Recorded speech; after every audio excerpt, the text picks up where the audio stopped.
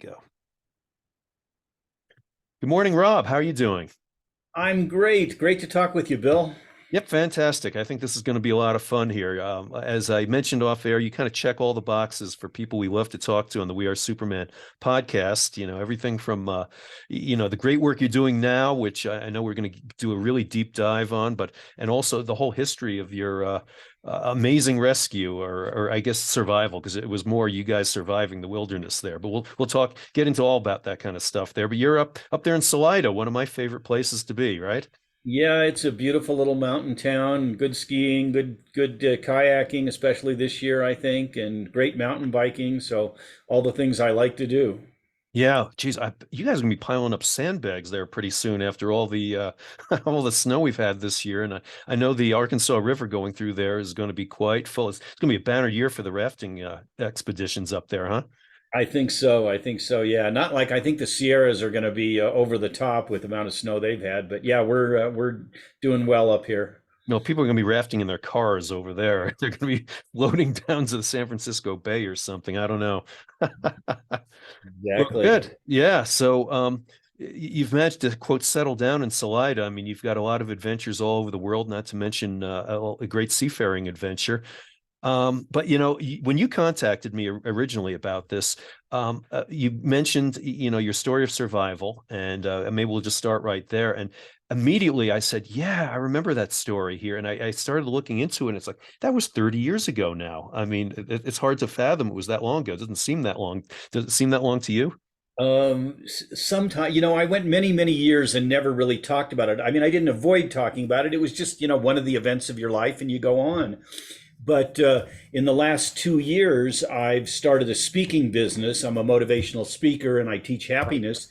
And so now I use that story as part of my speech. So now I talk about it all the time. But for many, many years, I had lots and lots of very close friends who just never even knew about it.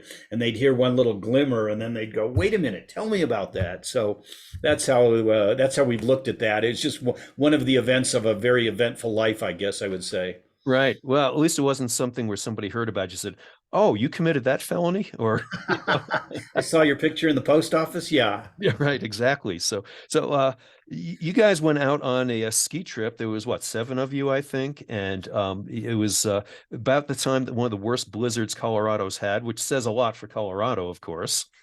Yeah, it was certainly the biggest blizzard in my 60 something years here. And it snowed about 10 feet in 5 days, and places that never avalanched continuously. There were hundreds and hundreds of avalanches, trapped people in their cars on the passes, on Vale Pass and Loveland Pass, which are normally safe. People, thousands of cars a day go Yeah. over them. Right. And people were trapped in their cars. It shut down a number of ski areas and it threatened the water supply for the entire town of Aspen. And so this massive storm was making its way. It was on the news every night, and all the news media were here, hoping to get a picture of an avalanche or something. And then when they heard this story about the lost skiers, this story went viral. And so it was reported all around the world, even. People told me they saw it on TV in Japan or something. Yeah, I And remember that. Yeah. this was, of course, way before good weather reporting and before the internet. So the way you got your weather was you looked at the newspaper in the morning, and of course, even by then it was already hours old. And so, partway back to this cabin, pretty deep in the mountains, that we just had this whiteout blizzard where we couldn't see 2 or 3 feet for a lot of time, and it blew 40, 50 miles an hour for days. And so we couldn't find the cabin we were headed towards, and there was so much new powder we were unable to dig snow caves successfully, even though many of us had done many snow caves, lots and lots of Yeah. expedition experience. I'd climbed in Alaska and the Himalayas, and then our group got separated again in the storm, so it was kind of a big deal. And the sheriff, it turned into the biggest rescue in Colorado history. More different rescue groups all over the state were looking for us. And the sheriff said nobody, they gave us a 10% survival chance after the second night. And then the third day, the sheriff said they were sending live rescuers after our dead bodies. And then on the fifth day, the sheriff said that they were calling the search off and they would recover our frozen bodies the following spring. Yeah, and he So called you my popsicles parents, or something, right? yeah, that came out in the Aspen paper that we were popsicles, but Right. my parents heard all of those things on the news nightly, and we, excuse me, we were basically healthy, although my wife was getting severe frostbite. Um, so when we finally made contact with the rescuers and got out of the mountains, we were healthy, but she was badly frostbitten. But the first phone call I received was from the President of the United States congratulating us on our perseverance and survival. So Yeah. Was that we Bill Clinton, by the way? that was President Clinton, yeah, Bill Yeah. Clinton. Okay. So we were having this, difficult experience in the wilderness with no idea of the hoopla that was going on the outside. And we just figure eventually we'll find somebody with some snowmobiles and we'll get out of the mountains or whatever. And then we stepped out into this whirlwind that nobody who's not a celebrity can ever be prepared for. We were on all the nightly news programs and, the satellite trucks parked outside of the hospital and outside of our house for days and all this. Right.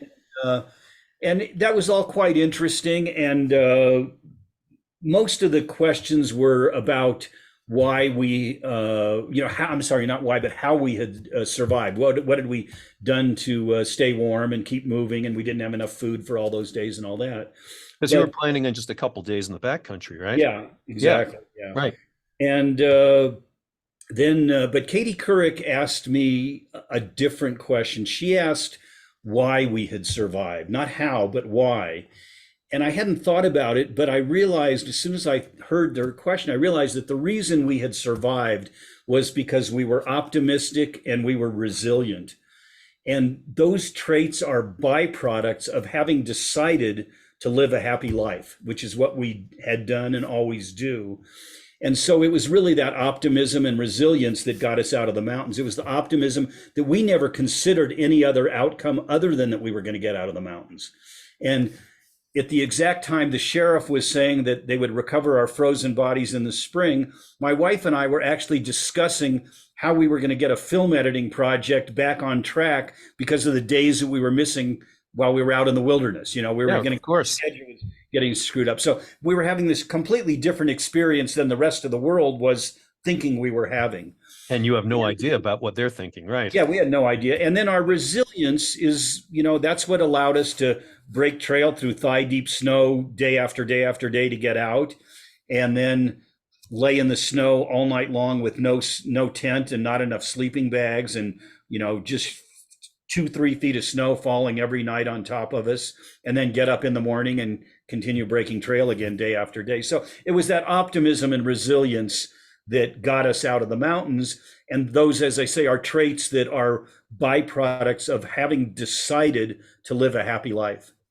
Yeah, no, absolutely. And it is funny. I mean, I've never had an experience as extreme as that, but I've been out in situations where, oh crap, I'm in trouble here. And you never once think that, oh, this is going to lead to disaster here. You know? I mean, even remembered climbing on, I was climbing a 14er and I made a mistake and I ended up at the top of a cliff.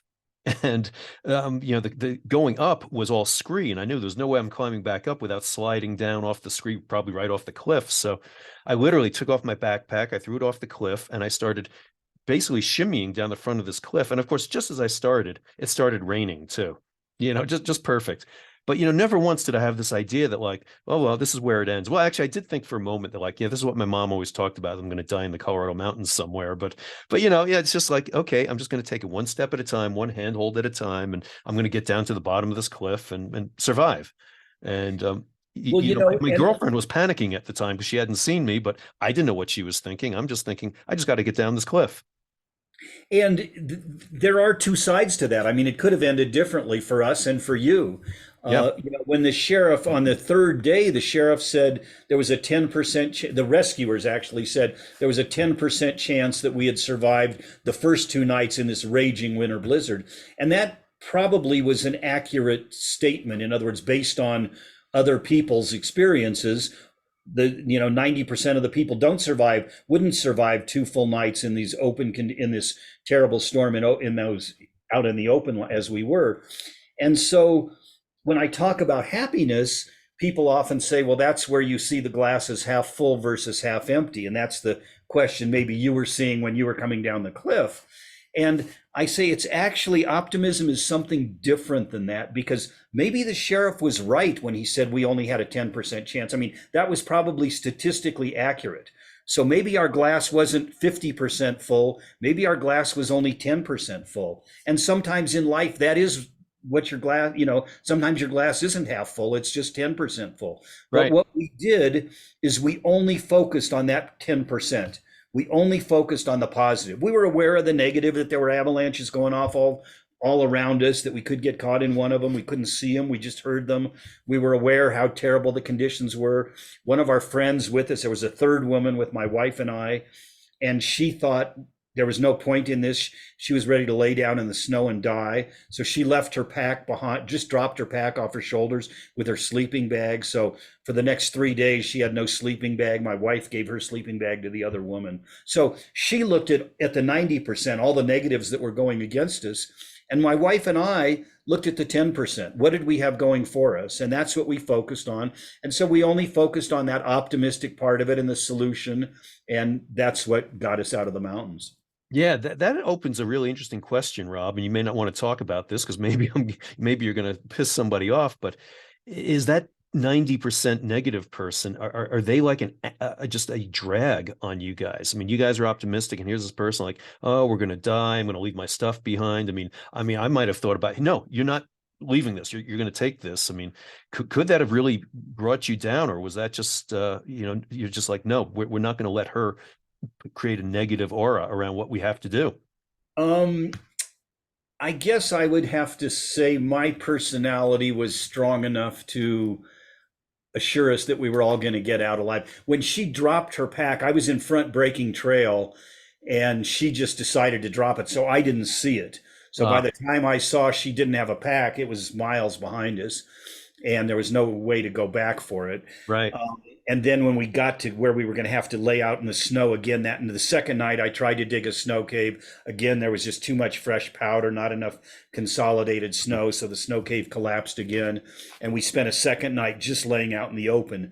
But my wife gave her sleeping bag to the other woman. The two of us tried to sort of take my one mummy bag and cover each of a little bit for both of us, but it didn't do much.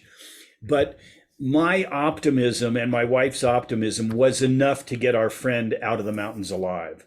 And it took every bit of everything I had to keep her moving. And it was certainly afterwards, actually, she came to resent us after the trip, which was very unfortunate. But I kind of chalk it up to my not being as diplomatic or aware of her psychological state as I could have been.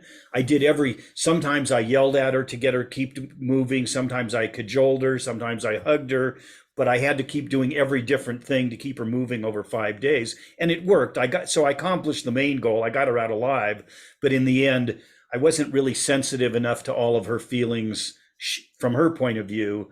And so she resented it, and even after that, so she looked at the world differently than we did, both out there and afterwards. And I have a saying that I'll share with your listeners, is that the reality of our lives isn't what happens to us. It's how we think about what happens to us. The reality of our lives isn't what happens to us. It's how we think about what happens to us. And happy people think differently. So my wife and I thought about this whole experience differently while we were out there. But then even when we got back, we thought about it differently. She thought about it as she was a victim. And I have to say, after that trip, her life kind of got very small and closed off and boring. And she passed away at a very young age, just a few years later. Oh, wow. It was very unfortunate. But my wife and I, the message we took, we were all three going through exactly the same experience. It was snowing and cold and freezing for all of us. And the lesson my wife and I took was not that we were victims, but that we were survivors. We were victorious. So the lesson we took from that experience was, if I can survive this, I can survive anything life throws at me.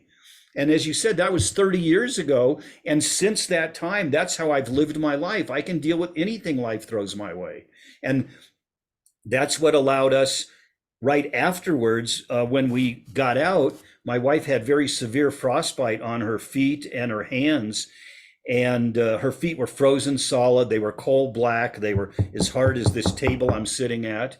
And the doctors, about the third day out, they came and said that the tissues in her feet were dying, and to get gangrene was going to set in, and to save her life, they were going to have to amputate both of her feet.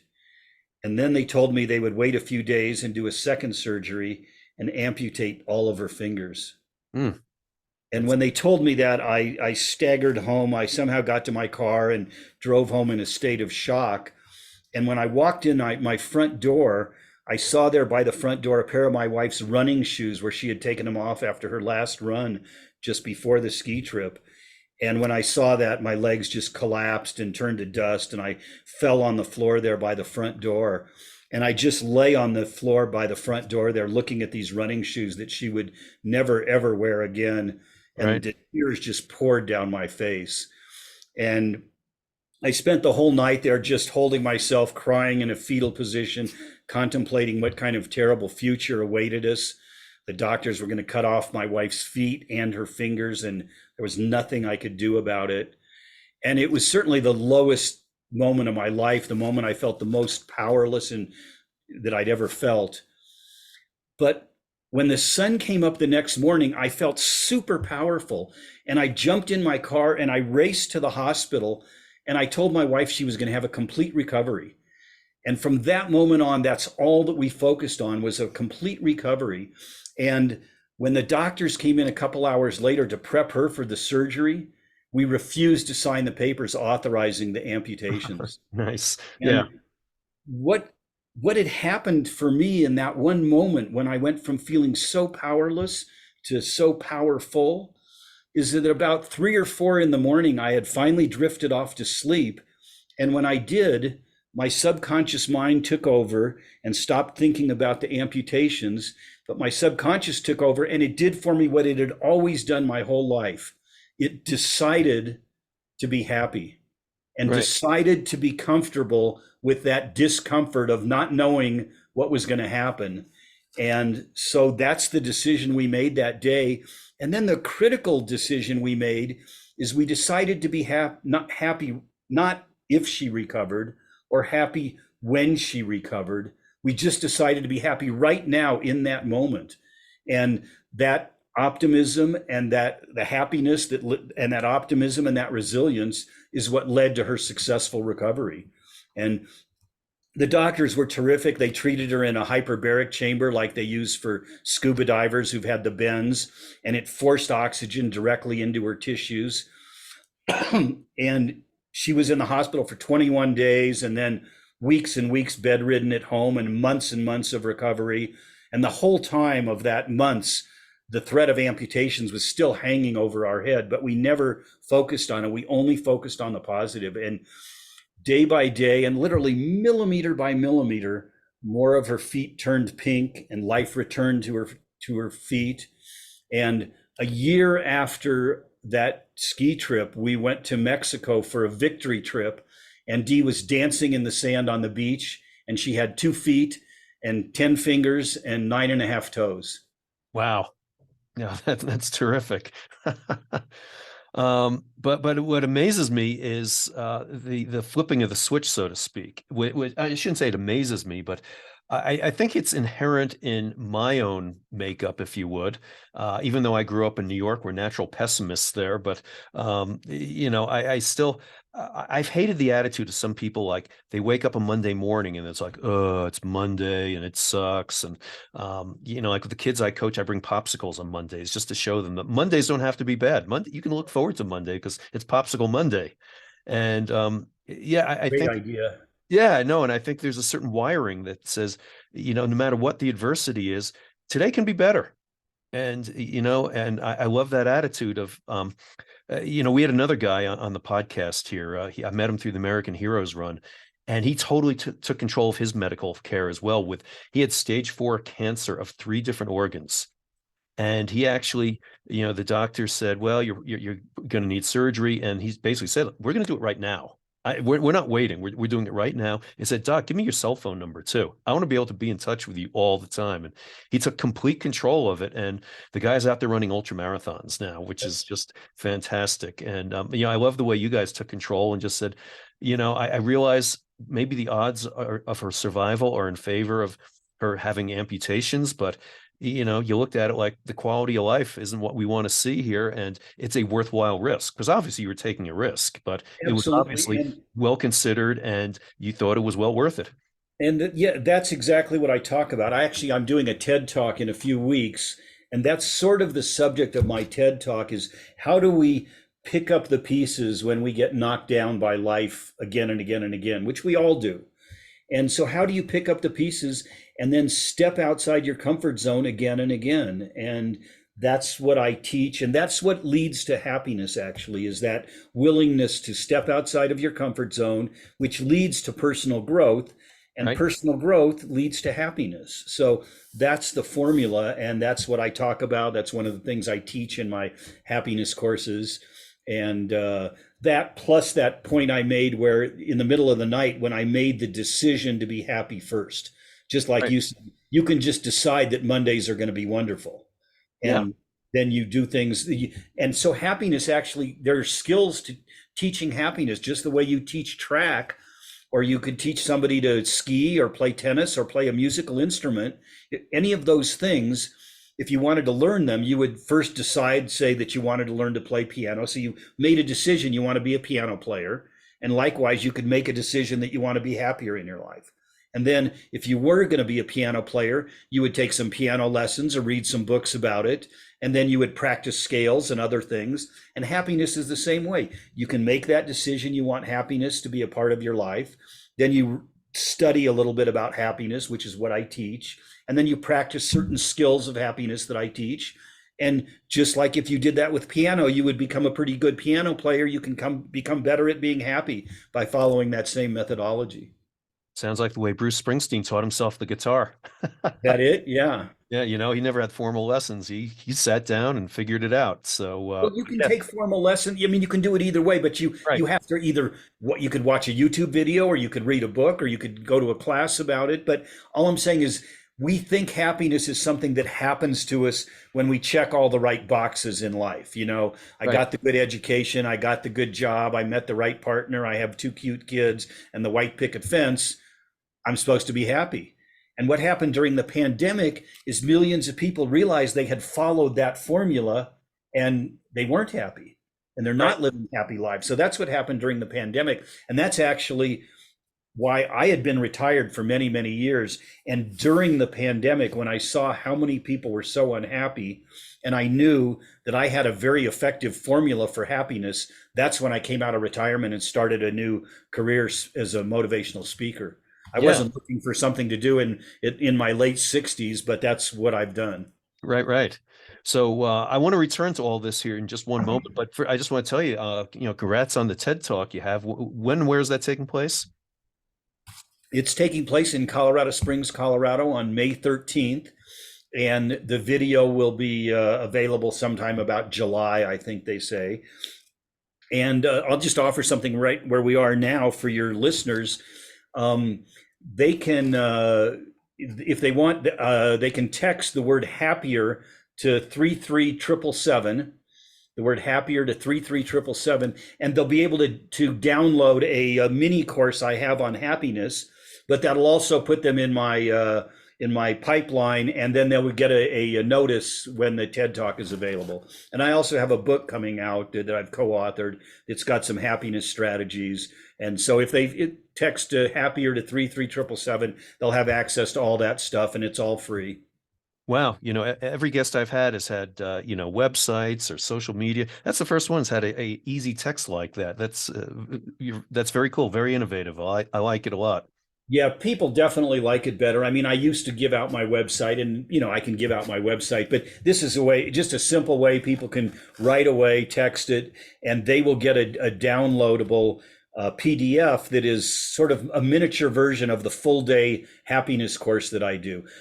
What I do is I speak at a lot of conferences, and then I go into organizations and I teach these happiness strategies, because that's actually the solution to the Great Resignation and this quiet quitting that we're seeing across all kinds of organizations where employees are very disengaged.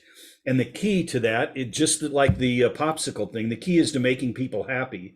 And so you can teach people how to be better at being happy. Right. And so, if somebody's not very good at being happy, that popsicle might move them from a 2 to a 3 on the scale of happiness. But if they're better at being happy, the popsicle might move them from a 2 to a 6. And Yeah. it's the fact that they're actually better at the skill of happiness. So that's what I do. I go into organizations and I do a full day workshop, but people can download that miniature version, and it gives them the full framework of what I teach on happiness. Yeah, no, that's cool. So I've heard you speak about the subject of how employers can kind of change that paradigm. A lot of it came as a result of the pandemic.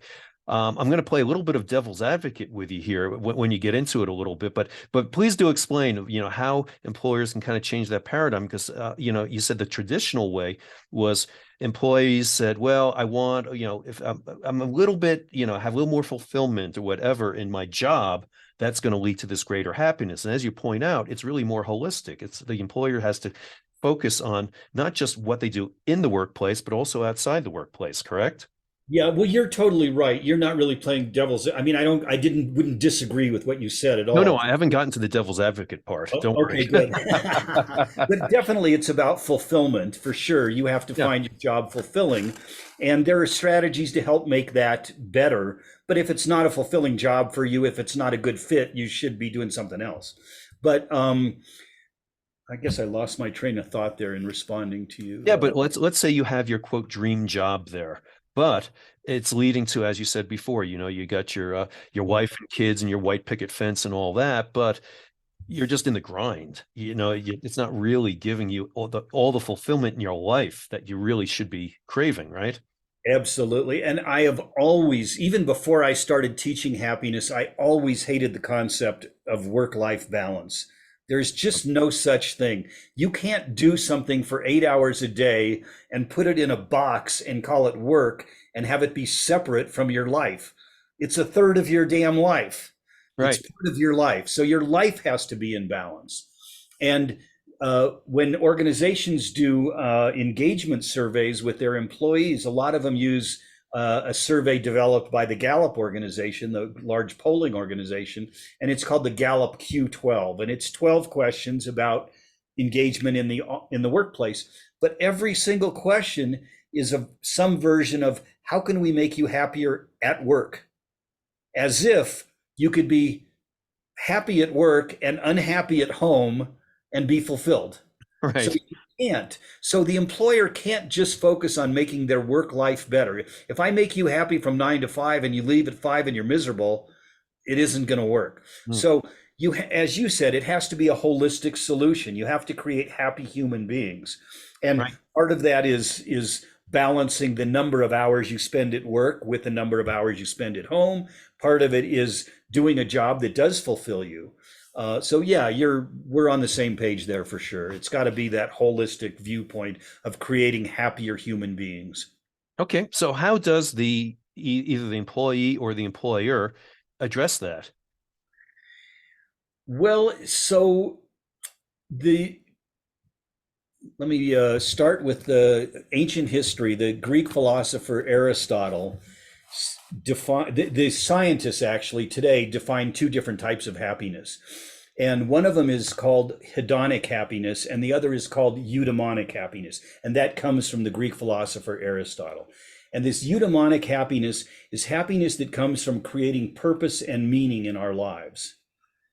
The hedonic happiness is all these short-term things that do create happiness, but they're short-term. So buying a new car, having a piece of chocolate, drinking a glass of wine, having sex, whatever it is that is short term, makes you feel good in the moment. We need those things, but they don't change the paradigm in a big way. So the way the employer and the employee makes the big shift is to focus on these things that that deliver eudaimonic happiness. So that's where your job does fulfill you, where you feel like you're making a difference in the company, in the world, whatever it is, with your job. If you do that, it's not you're not working for the paycheck, you're working for the satisfaction of doing the thing you Right. do. Now you still need the paycheck to pay your bills, and it's got to be the right number and all that. But younger workers today, one survey said 76% of them would take a pay cut to work at a company whose mission matched their own purpose in life. Yeah, absolutely. So the younger workers are definitely on the right track. They're doing things that lead to fulfillment. So that is how the employer and the employee both work on things, is to develop these habits that deliver eudaimonic happiness. And that's a lot of what I talk about in my happiness trainings. Yeah, and it is interesting that this younger generation is definitely buying into that a lot more. I've known a couple of kids I've coached who went into, in particular, the engineering field. And within a year, they found out, even after years and years of education, they found out it was really unfulfilling. And they actually left the engineering field and very good, high-paying jobs and went to one that paid them much less to go into something that's more aligned with their values. In one case, young man I know went into the outdoor recreation industry. And Exactly. it's hard work out there, going to trade shows and whatever, but he finds a lot more fulfilling than working in an engineering field and making enough money so he can, whatever. But you know what I mean. Absolutely. And the other thing that creates is personal growth. So the kids are changing jobs very rapidly because that, supercharges their career. They work at a job for a couple of years, they get all the training and they know how to do that job after 2 years. And just when they get good at it, their employer now is really happy because now the person's really good at the job, and then they leave and go to the next job. So it's that part of it is good for the employee, not so much for the employer. I Right. was speaking at a conference a few weeks ago in Atlanta, and I asked this, I was talking with some young person, and I asked how long they had been at the job, and he said 2 years. He was like so proud of himself that he had been there Right. 2 years. And of course, if I look at my father's generation, that was the generation that spent 65, 50 years working at IBM and then got the gold watch at the end. Right. Right. Yeah, well, these job relationships these kids have is kind of reminiscent of their high school dating relationships. It's like, oh my God, we've been like going steady for 6 months. Yeah, that's an eternity. I get you. But it's good for them because growth brings fulfillment and brings happiness. So that part of it is good. I suggest that the better way, and a lot of organizations realize this, the better way is to, keep the employee development process going. So you keep your good people in your company, but you allow for career growth so they move into different positions. Yeah. So address that a little further then, Rob. I mean, again, you want the employer wants to keep that now competent employee longer than 2 years. So Absolutely. yeah. And I got interviewed not long ago by Authority magazine, and they look for people that are sort of thought leaders in different industries. And I'm honored to have been tabbed as a thought leader because I'm throwing out ideas that are fairly new and unique. When I speak at HR conferences, they get it right away when I start talking about happiness, but there aren't a lot of other people out there talking. It's not something that's common knowledge or common practice in their industry. So I'm glad that I am being able to be a thought leader. But I was asked for a number, what I saw as a future for how work was going to go. And one of the things obviously was going to be remote work, which we were still in the pandemic. And it was obvious that they weren't going to come back to the office 5 days a week when the pandemic was over. So we knew remote work and hybrid work. But I think another thing that's going to happen is that organizations are going to get much more flexible when they have that good employee that they really want to keep, and he loves 70% of his job and the other 30% he doesn't really like to do. And in the past, he just had to swallow it and do all of the work. Right. But now they're going to I think that smart employers are going to start saying, well, we have this other guy who likes to do that 30% of the stuff. Let's make the job fit the person instead of make the person fit into this little box of how we Oh yeah. designed the job Right. before. So now that one guy, he can do 100% of his time on those tasks that he enjoys, and they find somebody else to do the 30%, and that person is good at those other tasks. So I think we're going to find more employers custom designing the job for the person rather than forcing the person to fit into the box that was already there. Oh, Rob, you're killing some of the advice that I give to high school kids I coach, in that I tell them school is an exercise in BS, because when they're complaining about taking, say, physics that they're never going to use the rest of their life, or English classes or whatever, I say, well, we're just teaching you how to deal with BS, because that's what you're going to have to deal with in your job someday. And you're just going to have to, like, whatever the boss tells you to do, you're just going to have to do it. And this is what's training you for that eventuality. So so that advice is going to go out the window now if employers actually start responding to what to the way you're talking, which makes a whole lot of sense to me. But yeah, it's I hope so, but I'll play devil's advocate there for just a minute, yeah, because you and I are of a similar generation. And when we were in when I was in high school, secretaries in the workplace, the only people that typed were secretaries in the workplace, and they were 99% women. And we had a typing class in junior high school that we had to take. And it was like, yeah, what possible good could this ever do me? I'm not going to grow up to be I'm a man. I'm not going to grow up to be a secretary. And I'm dating myself with that sexist remark, right, but that was then. And so I figured there was no possible use for this typing. And of course, then computers came out. right. And I'm very glad I don't have to hunt and peck on the computer keyboard. Yeah, and that's a good point, because I didn't take that class very seriously, Rob. And even though I went into journalism and I was working on the old Underwood typewriters, I still was always typing with two fingers and a thumb, you know? Uh, Journalists could get away with it. It was kind of a mark of you being a real journalist, right? Yes, yes. It was just all about speed. It didn't matter if it was, and it's ironic because I do proofreading for a living as well, and but I just went and typed as fast as I could and let the editor deal with the aftermath, right? Oh, that's good. So, how did you get involved in this happiness business? I mean, you've had some great experiences that have obviously led up to this, but as you said, you retired. You probably never planned on, hey, I want to be happiness guru here. But how did you land into this? I realized that all of my life I've chosen happiness. I mean, as I said, both Aristotle and the Dalai Lama have sayings that are similar, basically that happiness is the goal of human existence. Right. I believe that. That's how I believe our purpose here is to make ourselves happy and help other people find their own happiness. And I have always thought that way. I don't know why, but I've always thought that way. So when I was 18 and all my friends were going off to college, and of course, most of them, 99% had no idea what careers they were ever going to go into. And, like most kids, you change your masters 2 or 3 times along the way. Right. I was into photography because I was into mountain climbing and being out in nature, and I loved taking pictures of these grand views that I was seeing. So I wanted to be a photographer. And my father was a physician. Every one of my parents' friends was either a doctor or a lawyer or a businessman. No, art was not a thing in our house. Music was not a big thing in our house. No frame of reference for anybody that did that. I mean, I didn't know anybody who did anything creative like that. And yet I went to film school.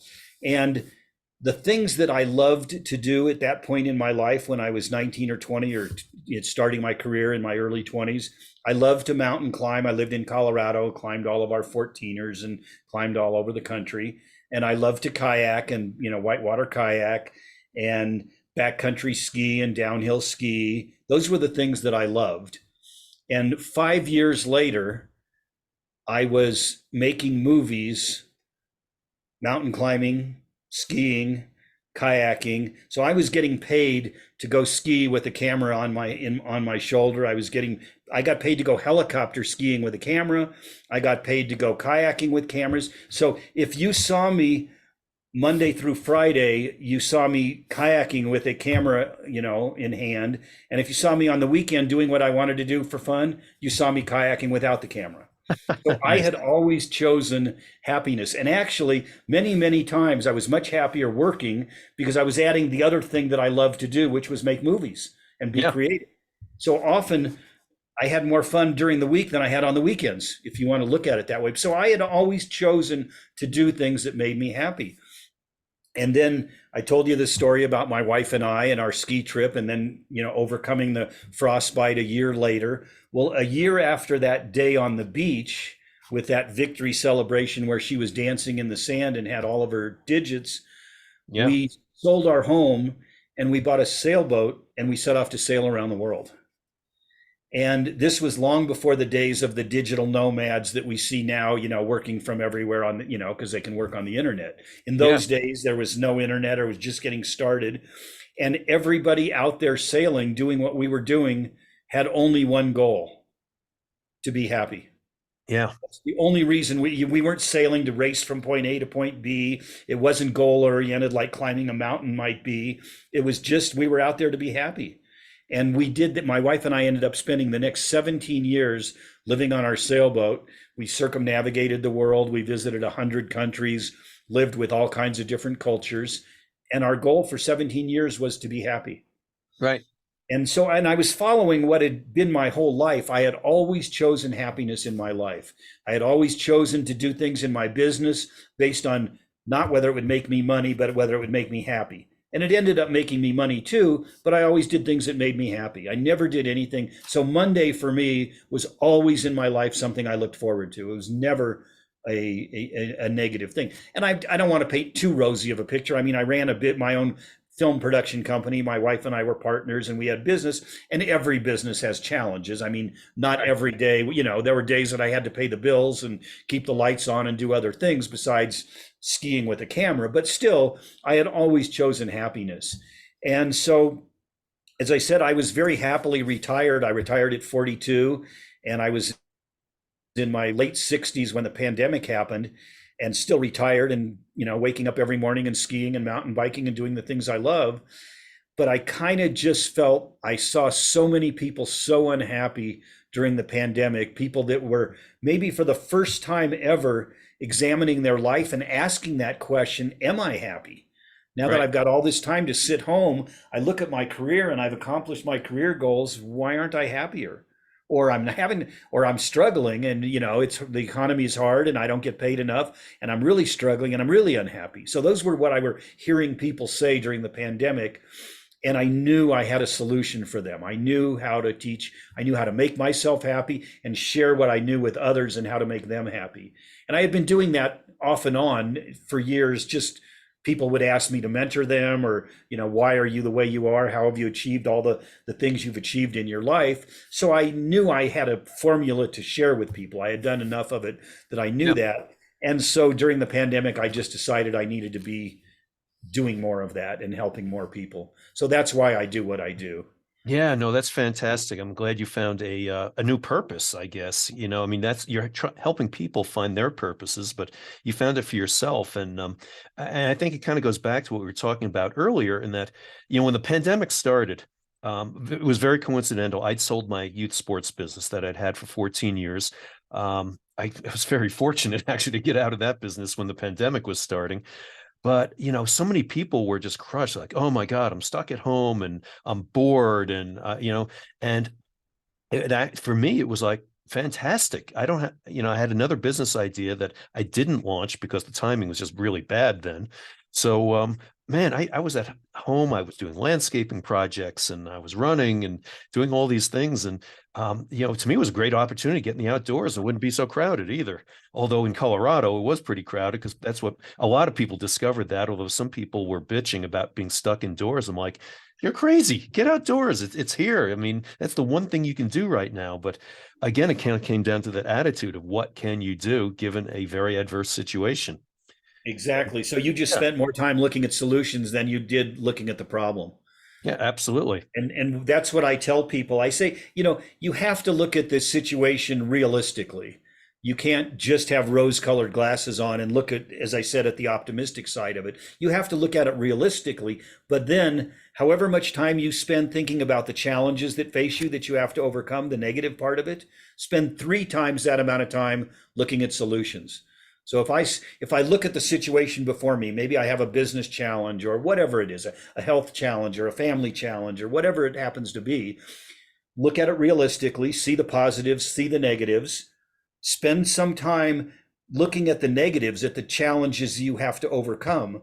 And if you spend 15 minutes thinking about the negatives, now spend 45 minutes thinking about the solutions. Right. That's an excellent ratio right there. Because yes, you're right. Some people flip it the other way for sure. Yeah, and that's the way one of the ways to teach optimism is that I give people an actual time yourself. How, look at it realistically, look at both sides, but don't just saturate yourself in the negative. How you saturate yourself in the negative for however much time it takes to think about that negative, but then 3 times it with the positive. And so now you've got an actual workable solution that teaches people optimism. Right. Just like, and optimism is one part of that happiness formula. So that's when I say, when I say happiness can be taught, that's one of those skills that actually, there you've got a formula, an actionable step to do. Another one I teach is a simple gratitude journal. Get a journal, and towards the end of every day, spend 5 minutes and write down 5 things that you're grateful for that day. And they can be really small things. Your favorite song came on the radio while you were driving home from work. Maybe you wore your favorite outfit today, or you got a parking lot by the front door, a parking spot by the front door, or your kid did well on a test at school. I mean, they can be small things. You went to your favorite restaurant, whatever it is, but write down 5 things. And then, even if it only takes you a minute to write all 5, spend 5 full minutes thinking about why you're grateful for those things, how that gratitude makes you feel. And we know that it takes 3 to 4 weeks to create a habit in our neurology.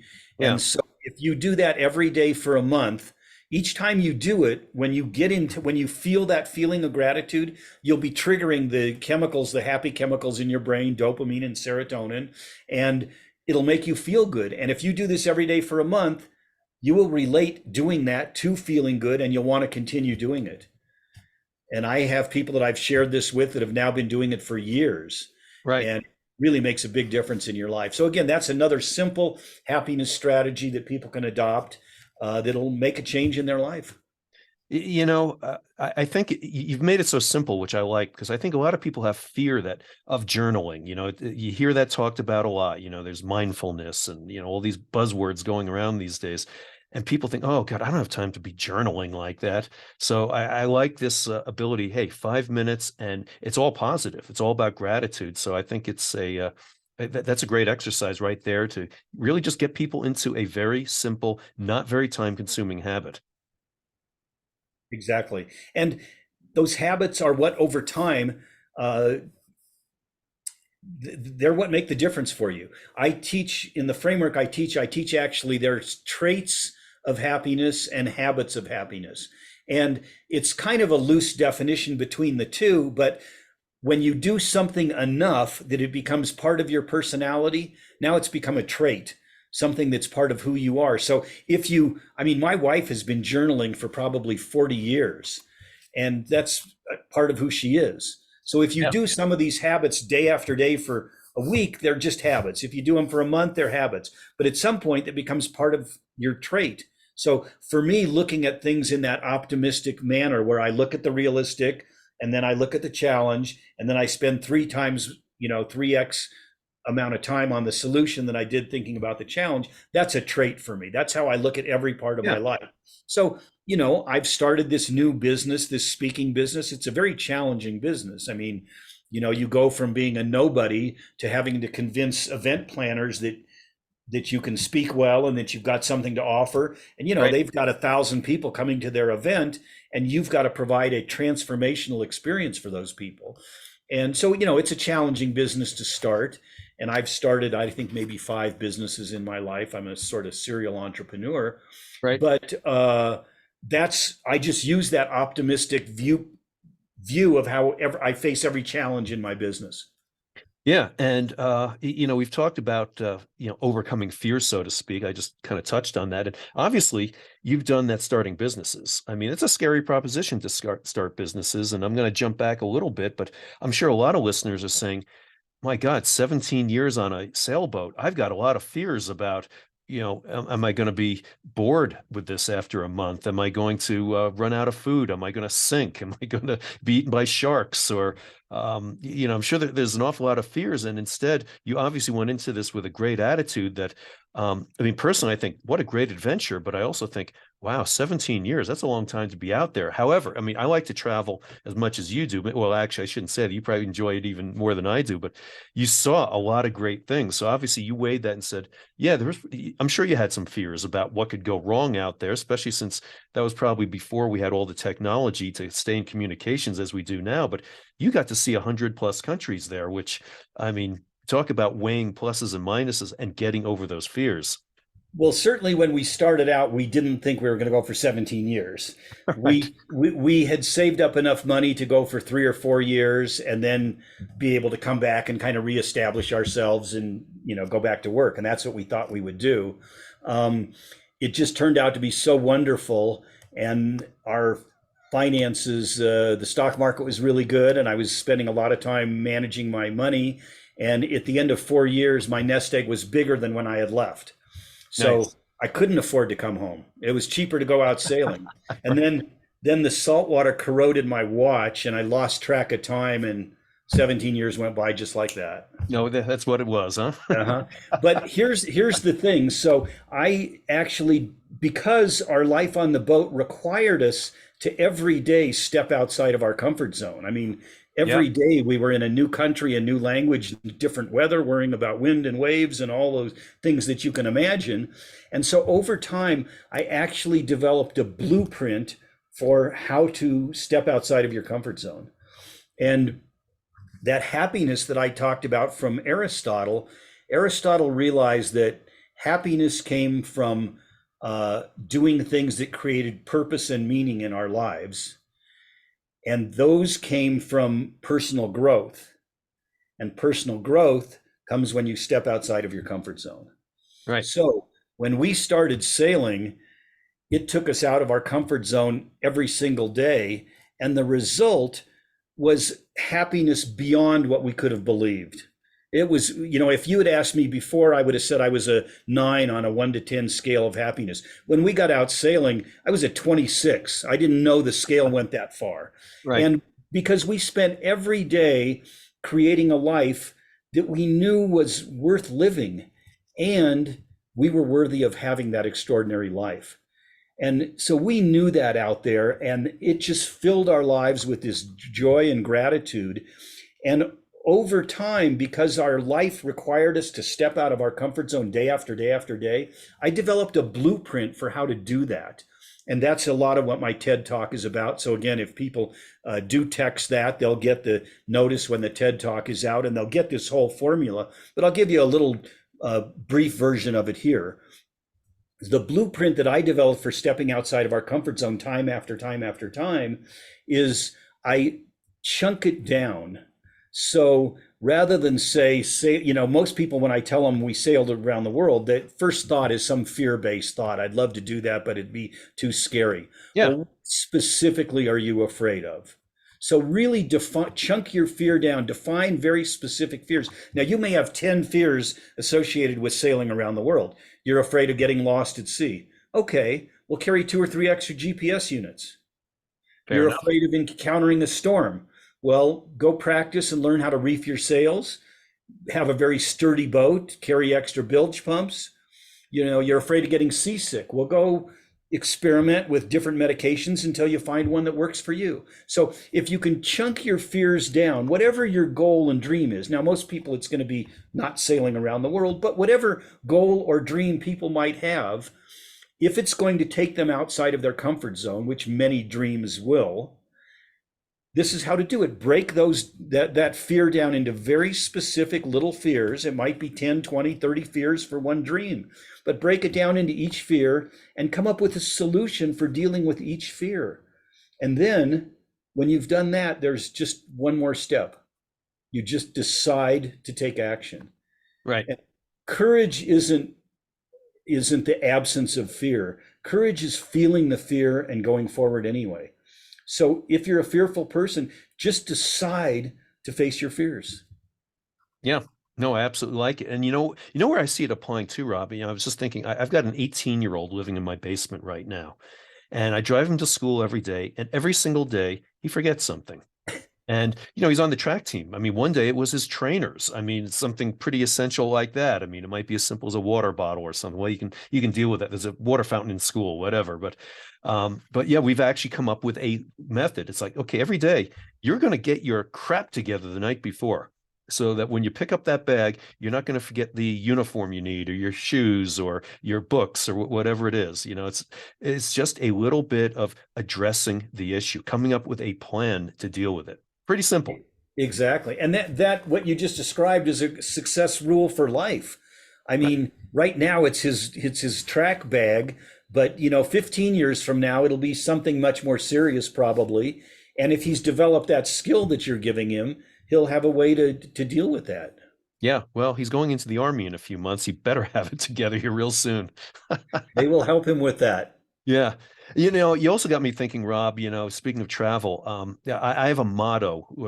I have a travel partner named Jack, and he's always joking about how every time I travel, whether it's with him or not, I have just screw ups with the airlines, just things that happen.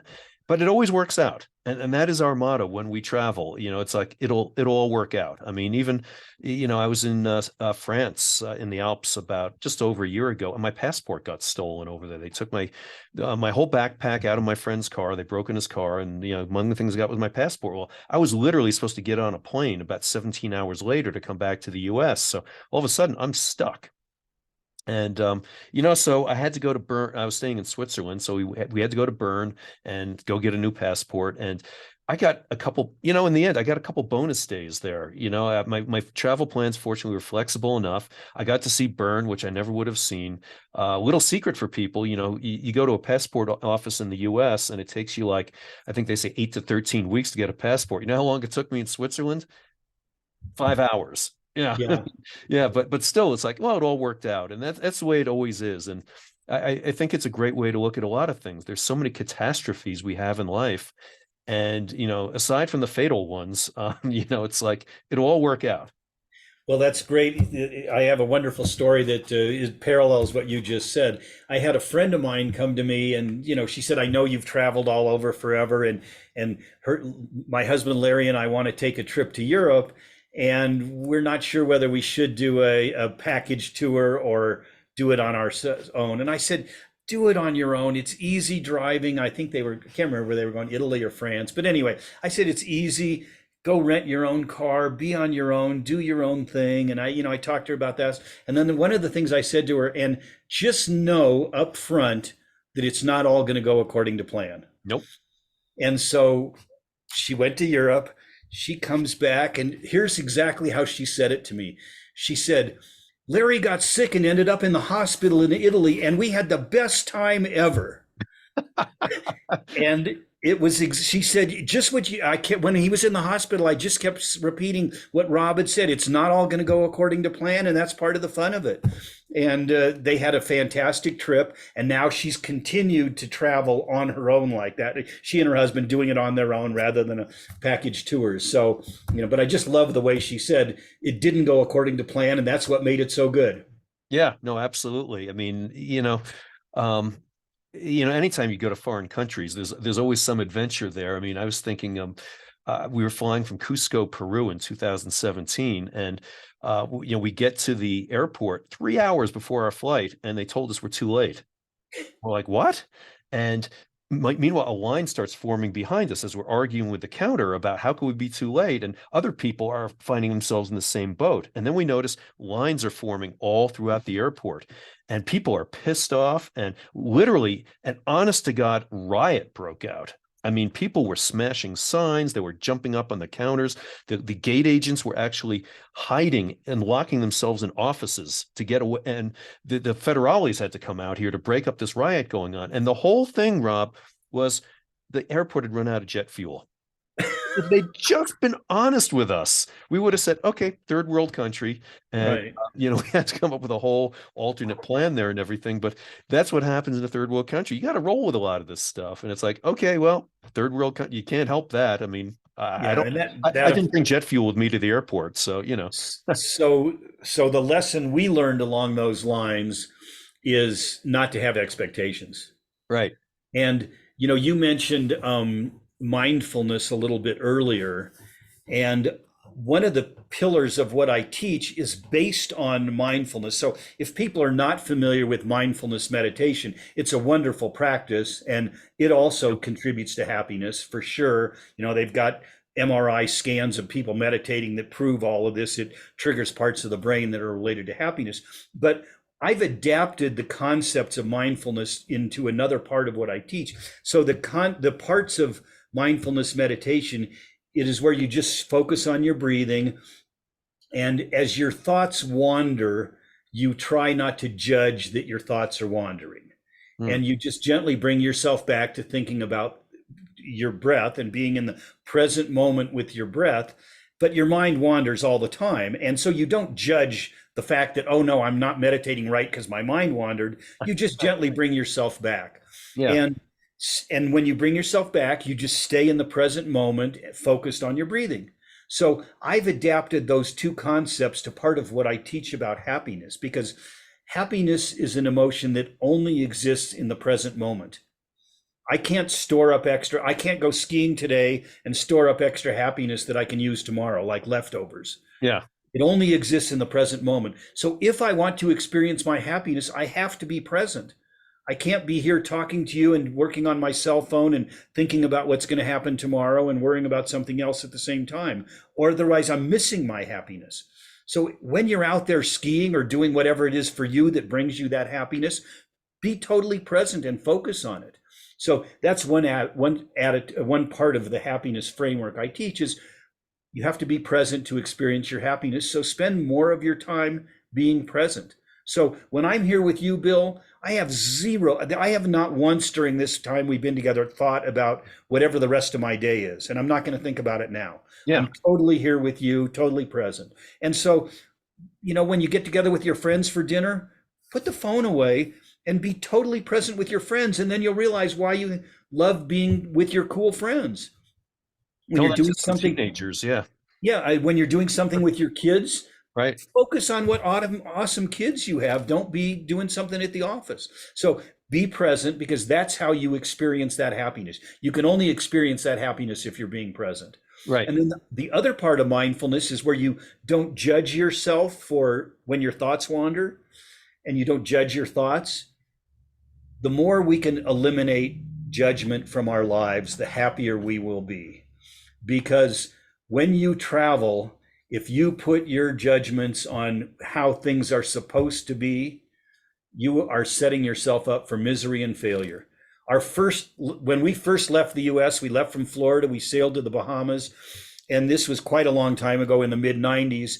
And the guys were having us type in our immigration and customs forms on these ancient typewriters with carbon paper.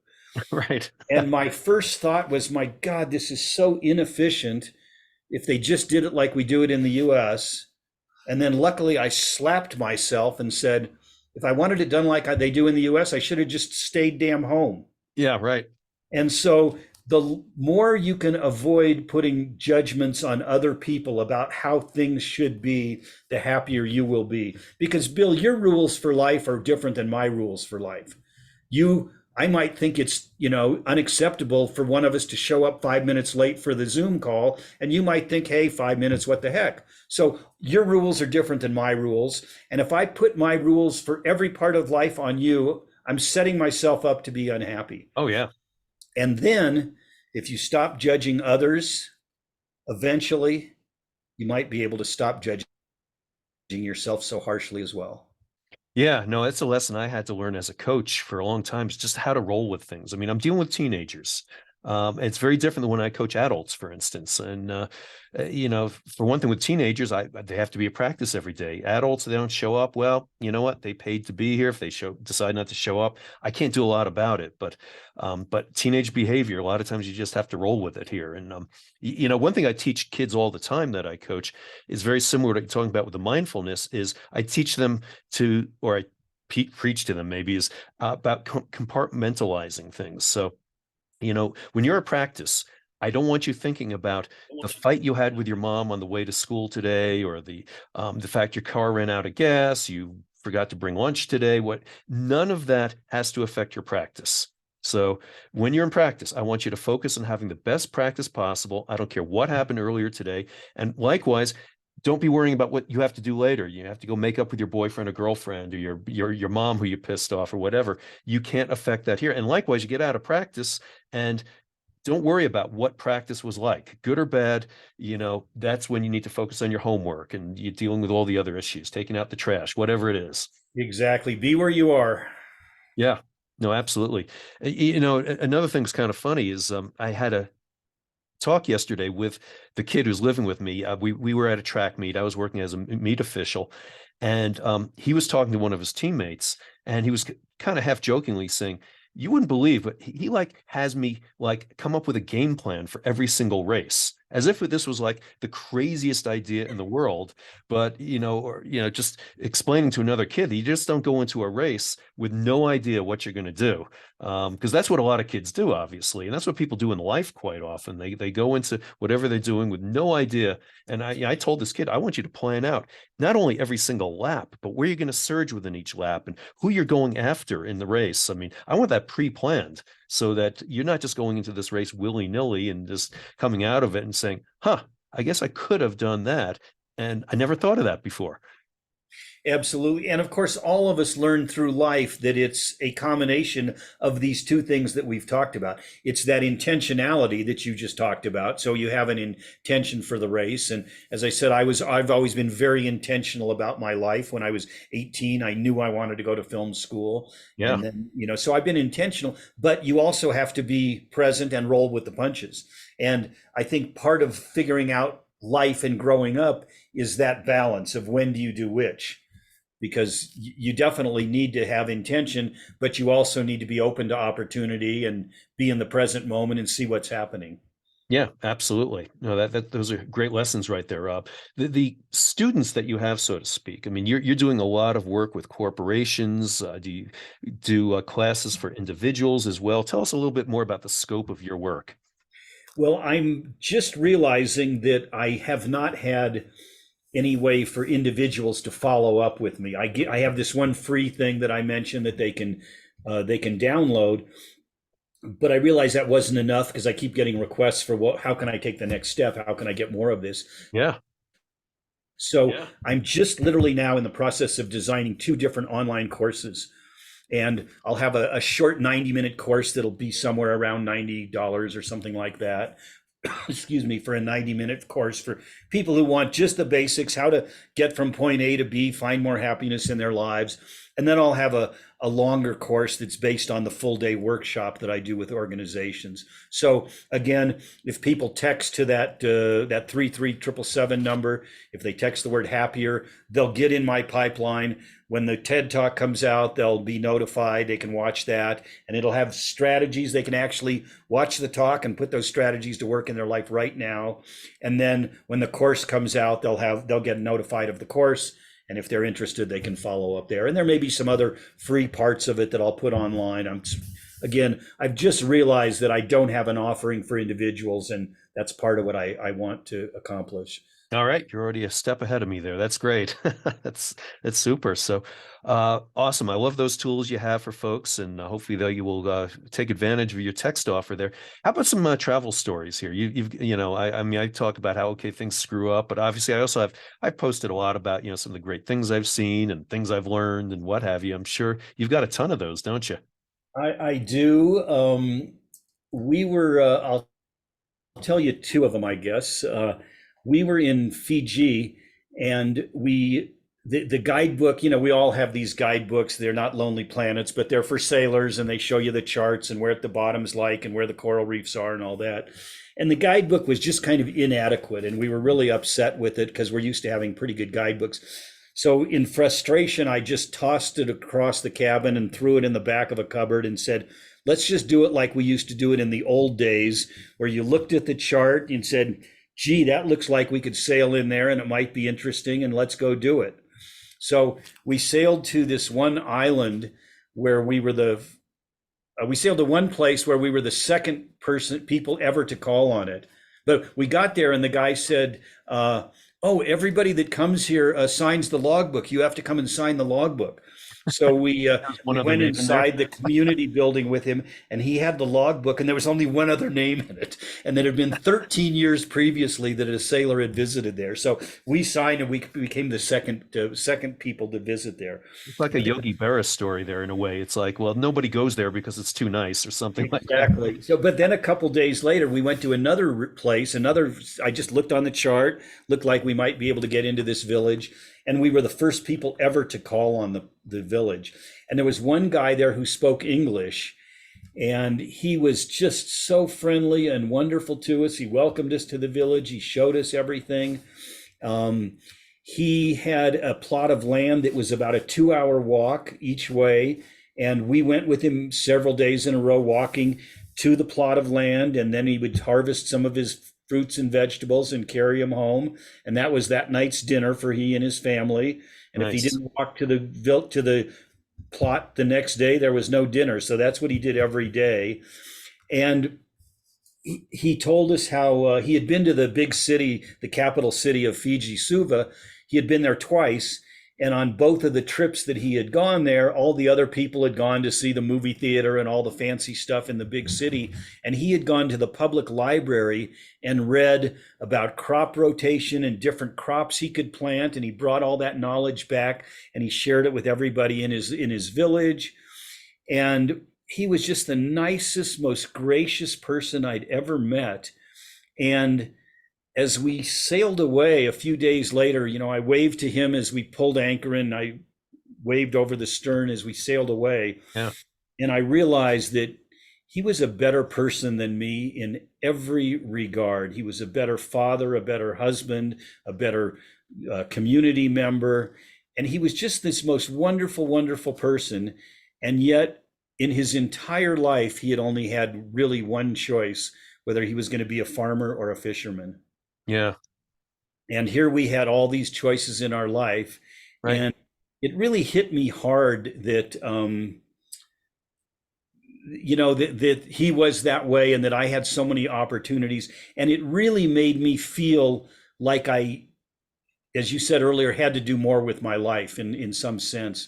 And then not long after that, we left there and we visited. Tony Robbins has been a friend of ours. We've known him since the 90s and been a huge influence on our lives. Yeah. And we visited Tony and his wife Sage at their home there in Fiji. And Tony, he knew my story about the survival story because he had actually called Dee in the hospital and given us advice when she was recovering about how to help think about things. Oh, wow. And he knew that basically the way I had retired at 42 was following his financial teachings. Yeah. So he had a group of his senior coaches there, and he asked if I would go speak to them and tell them a couple of those stories. And I did. And when I finished, his wife, Sage, said, "Wow, you really made an impact on those people. You should do more speaking." And I realized in that moment that when you give these ideas out, you're like dropping a pebble in the water and the ripples move Yes. out and you change things. And certainly you do that with kids when you're teaching kids. And I know you're not just teaching them track, you're teaching them life lessons. And I realized that the guy that I had met on the beach, he had been the stone and I had been the ripple. I had learned from him. Yeah. And now Sage was encouraging me to be the stone and send my ripples out. And I realized that we're all the stone and we're all the ripple.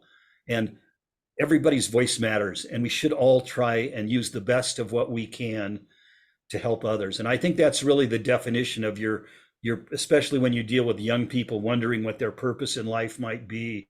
Right. I'm quoting a friend of mine here, Gabrielle Boucher, but she says, your purpose is the best of what you have to help others. That's cool. No, I mean, I love the way you've painted that story with the visual of the rock and the ripples there. It's very powerful. I mean, you've often heard that, but yeah, when you talk about how one guy's who starts the ripples then kind of influences somebody else who then go ahead be the rock themselves that creates other ripples. That's beautiful. I like that a lot. Thank you. Yeah, I mean everybody's voice matters, you know. And I'll share one other story about our sailing. We As we sailed around the world, we kind of went through three phases of our sailing over those number of years. And the first phase was what I call the don't die phase. And that was when we were brand new on the boat, figuring out how to be safe and navigate around the reefs and, you know, get the weather and worry about the storms and take care of ourselves. And we were totally inwardly focused on ourselves. It was all about us, how we could, you know, we just had to do that to survive. Yeah. And that was maybe the first year or so of our sailing. And then for the next bunch of years, it was very mutually beneficial. We carried school supplies and that we always gave to the kids and fish hooks and batteries and tools I would give to the men. And the women usually wanted sewing supplies and material. And so we carried all those things. And of course, old clothes and books. And we always gave them wherever we went. Oh, wow. But we also got a lot in return because those people invited us into their lives and they showed us how they lived. And so we benefited greatly. So it was kind of a mutual benefit phase. And that was a lot of the time we sailed. And as I said, we were spending every day doing things to make ourselves happy, and we were unbelievably happy. But eventually we decided that just making ourselves happy wasn't enough. Yeah. We needed to contribute in some bigger way. And all the things we were doing for people, they were short-lived. I mean, if we gave them school supplies now, they needed more pens and papers next year. And computers after that, right? Yeah, whatever, you know, all those things.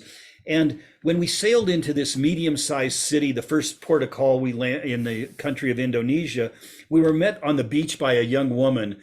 And she was so bright and wonderful and personable.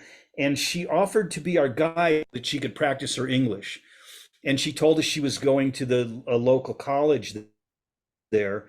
And if she had been in the United States, she'd have been on a full ride scholarship to Harvard. She was just an exceptional person. And Yeah. her parents made $200 a month.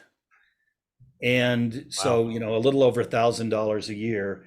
And but luckily she had gotten a scholarship to the local college, this local teaching college, and was studying to be a teacher and studying English. And she just inspired us so much. And we knew there must be so many other young women like her who their parents also made $100 or $200 a month and couldn't send them to school. And she had just lucked out and gotten this scholarship. And we just thought, I wonder if there's some way we can do something to help other girls like her. And so with her help, and all the sailing community is just itinerant sailors. It's just a bunch of us heading which way, this way and that way. We tend to know each other because we're going with the wind and the weather and all that, but we're just itinerant. We're just all on our own thing, doing our own deal. But we knew all the other sailors would feel like we did about wanting to contribute. Most of them, by the time you get to Indonesia, you've been out at sea quite a while.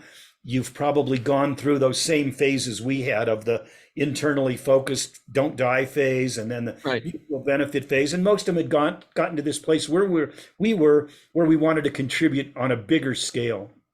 So in the matter of 1 week, we decided to start a scholarship program for other girls like this young woman. And we met with the president of the university, and he agreed to waive all the entrance requirements for anybody that we would send. And there were government requirements, and he said he could waive all of that. Nice. And then we met with the headmasters of 2 of the local high schools, and we set up a criteria based on both academics and financial need. And we organized it mostly towards young women because they're definitely have fewer opportunities in the third world countries. Yeah. And we only spent a week in this village, but we left behind this scholarship program that would get funded every year just from itinerant sailors like ourselves passing through. And we put this thing into place, and that was 13 years ago. And we've sent 29 kids through 4 years of college now. Oh, wow. Fantastic. And all funded by itinerant sailors. All funded by itinerant sailors. It had a lot of trouble when it fell down during COVID. And we're having to get it back going. But 13 years, we put 29 kids through college. And it's by far the best thing we ever did in those 17 years out sailing. Yeah. How do these itinerant sailors find out about this? I mean, is it word of mouth? You run into these people, or is there actually It's like a Facebook page for them or something? Or Well, there probably are Facebook pages now, actually. yeah. We're all on the radio because we all had ham radios or single Oh, sideband okay. radios, and you have radio nets where you share with people. First of all, somebody would always get the weather. If you couldn't, in our day, it was quite hard, much more difficult to get the weather. Now most people have a sat phone and they can download it quickly. Right. But you share the weather, and then you share even the details. If somebody gets ahead of you and they get to the anchorage and they can tell you that, here's a better place to anchor than over there, or they Yeah. got chased out of one anchorage because the fishing boats don't want the sailors there, or the wind is better this way, or the currents, or whatever it is. So there's always that local knowledge that we pass along to each other. And the sailing is still, despite all the advances and all the electronics, it's still a very risky endeavor. Yeah. Just this week there's been a threesome of very experienced sailors that left from Mexico, and they haven't shown up, and the Coast Guard's looking for them off the Oh, California geez. coast. And Yeah. and they're very experienced, have been sailing for their lifetimes, and I don't know, maybe they're lost at sea. It's a sobering reminder of what we all go through. Yeah. No kidding. Wow. So anyway, we have this loose organization of Yeah. radio chat kind of thing. Well, I'm waiting for the day to hear that you guys have started the Harvard of Indonesia. Well, just as I said, that's what brought the story to my mind, is because we then became the Stone, and all of these 29 kids, it's a teaching college. So these 29 kids have gone back to their villages, and they're now Ah. continue to spread out. Yeah, no, I love it. And the analogy I can think of is, everybody starts out as a complete rookie. And that is true with all your endeavors. We can touch on that just very briefly, but eventually you go on and become an expert, and eventually you become a coach, helping others do the same thing. I mean, it's the natural progression. And so you started out that way as novice sailors, and now you know what the heck you're doing, and you're doing something with it all there. And you've certainly taken on a lot of little tests or little adventures there, whether it's gyroplanes or kayaking down rivers or mountaineering, whatever you have. And obviously you had to start from a point of complete overcoming fears of being a total novice to obviously some expertise there. Yes, and I've also, as I said, I've always been very intentional about my life. So I have used my filmmaking to advance all those endeavors. So I was making films, and I was already a climber, but that got me onto climbing expeditions in the Himalayas with, at the time, Jeff Lowe, who's probably the best climber America has ever produced, and Tom Frost, another legend. And we went and climbed this mountain right next to Mount Everest, a beautiful peak called Ama Dablam. So I did that, and then I got into kayaking, and I was making kayak films, and I was literally filming the best kayakers in the world, the men's world champion, the 9-time US national champion, the guys who were doing the biggest, hardest, gnarliest whitewater. And I was a brand new beginning kayaker, but they were my instructors. So it's like deciding to take up golf, and Tiger Woods is your mentor. Right. And I did that with kayaking. And then when I became interested in sailing, as you know, but your viewers don't, I grew up here in Colorado, and of course we know what a mecca of sailing it is, Of being course. 1,000 miles from the ocean. And I Yeah. learned to sail on a little reservoir in southeast Denver that's about, 3 square miles. But when I became interested in sailing, I started making sailing movies. And within a couple of years, I had a product, a series of videotapes about sailing, teaching sailing and teaching all aspects of it. And the knowledge didn't come from me. I was a complete novice, but the people in front of the camera were the most experienced sailors in the world, and they wanted to be in our videos. Yeah. We were filming the America's Cup and all the biggest yacht races all over the world. And so all of that time, I was learning sailing again from the Tiger Woodses of sailing. Right. And passing that knowledge on to others. So I've been intentional. I've been very, very lucky, but a lot of it comes from that first thing I said, is that I've always chosen happiness. Excellent. No, And if you obviously focus you have. on Yes. choosing things that make you happy, Yeah. which is what I've always done. All the business side of it has worked out. You mentioned the gyroplane thing. I fly a gyroplane, which is like a little miniature helicopter. It's basically an affordable helicopter for individuals. And it's similar, it looks like a helicopter, but it flies a little differently. And when we were actually halfway around the world, we were in Thailand, and I saw this new design of a gyroplane, and it was breakthrough. And nobody in the gyroplane industry in America was doing anything with it.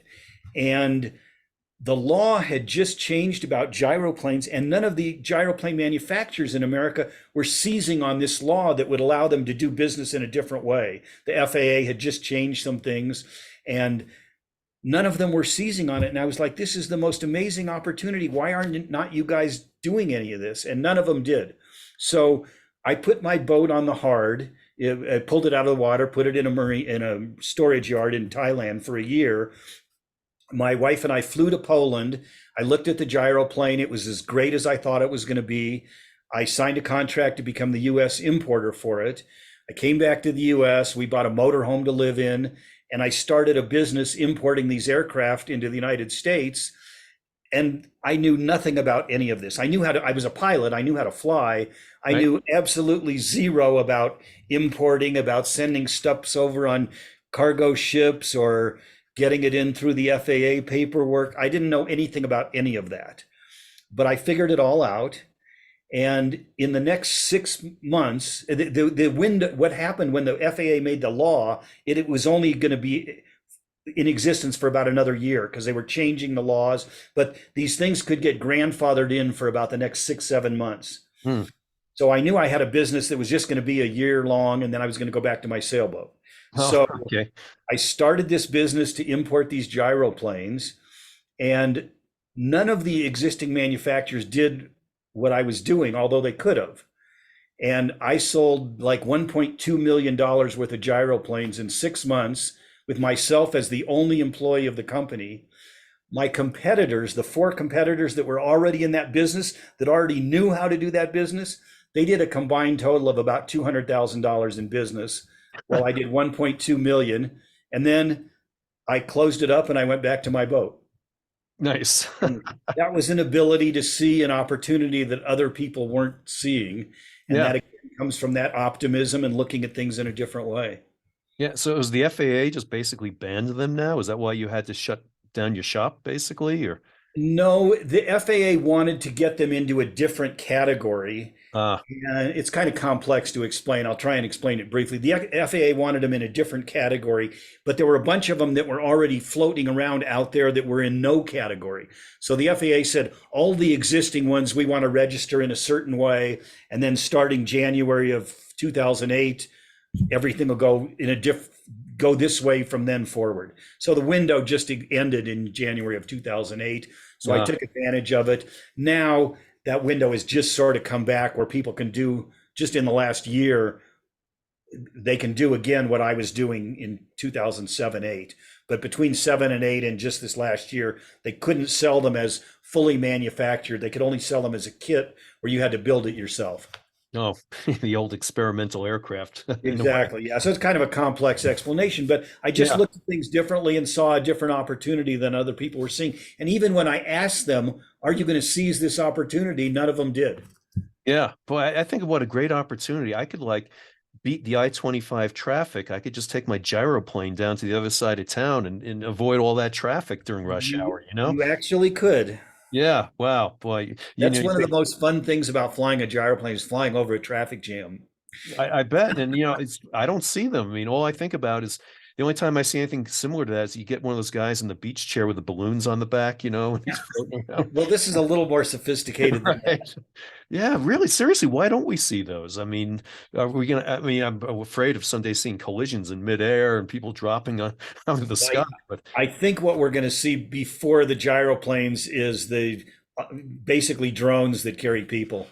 yeah, Yeah, okay. those are all in the works now. I mean, Amazon is delivering packages with them, and so that's what we're going to have. And it doesn't take a pilot to fly them. No, well, I've always been pissed that we never got to George Jetson days where we're all flying around like that. But But yeah, I mean, gee, how much do one of those run basically these days? Any idea? Well, anywhere from 80,000 to 200,000. So when they first came out, the goal was that they would be an affordable aircraft, like, the Right. cost of a pickup truck. That didn't quite happen. Yeah, yeah. But I mean, certainly there are people who have that kind of dose. I mean, spend that kind of money on cars. I mean, I'm just surprised you don't see at least a few of them out there beating the rush hour traffic. Well, it's still a fairly high bar. You have to get a pilot's license and learn how to Yeah. fly. All right. But the drones, the autonomous drones are going to do away with most of that. You'll be able to, anybody will be able to fly them, I think, or most anybody. Oh man, that'd be some interesting traffic jams that happen then. So, or mid-air collisions. That's interesting. So, Rob, what have we missed here? We've covered an awful lot here at this I point. think we've covered a whole lot. I just encourage people to realize that happiness is a decision you make about how you want to live your life, and then you start seeking out some of these habits and practices that you can start doing, whether it's 5 minutes a day or building into more. But happiness is a decision you make on how you live your life. It's not something that happens when you tick all the right boxes. Yep. I like it. That's very succinct, packages up very well, and you're honest about it. So you're not like the Houston Astros who will cheat any way to get to that point of happiness, winning titles, whatever. Those lousy, rotten, stinking, cheating Astros. But no, that's that's great stuff. But hey, Rob, this has been such a fun visit here, and the best ways to reach you. Do you want to direct people towards that 33777? Is that the best thing? And Yeah, that's the best thing. I mean, people can go to my website if they're interested in seeing about the other things I do. But if they go to that, if they text the word happier to 33777, they will get something of value right away. They'll get a miniature version of the course that I teach. It will give them a bunch of strategies for starting to make their lives happier starting right now. No cost. It's a free download for them. okay, so cool. I'll put that in the show notes as well as robdubin.com. And but thank you so much. This has been a joy to talk to you here, and we're both surviving a Colorado winter here that's still going on in April, but it's been an awful lot of fun to talk with you. And are you heading back to the ocean at some point? Um, no plans at the moment. I'm really enjoying what I'm doing, speaking with people, and we travel still quite a bit. I know I talked about Africa, and we were in Switzerland last year, as you were, and so yeah, we still like to travel. But right now, I'm very focused on trying to help people see how they can be happier in their lives. Well, that's tremendous. It's so great you're sharing all that wisdom you've accrued through 17 years of sailing and other experiences. And I'm going to head to Japan myself this fall and hopefully have a better fate than you did there. Yeah, my ski injury was no fun, but it's part of life. Yes, that's true. It's all how you look at it, right? Exactly. Well, thanks, Bill. It's been very much of a pleasure. I'm sure we'll stay in touch. Absolutely. Hold on one sec here. And I'm just, well, I was going to turn off recording here. Put on my glasses here. There we go.